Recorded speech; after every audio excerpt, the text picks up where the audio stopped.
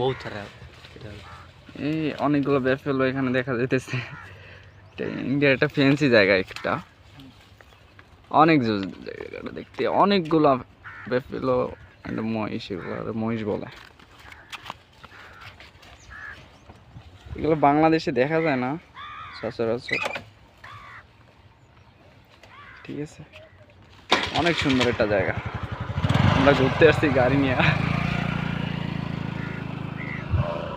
জোস একটা জায়গা। আমার কাছে ফ্যান্সি মনে হইতেছে।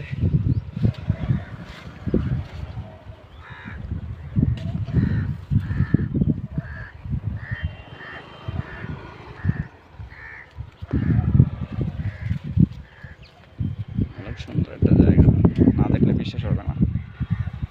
ওই যে পাশে নদী আছে।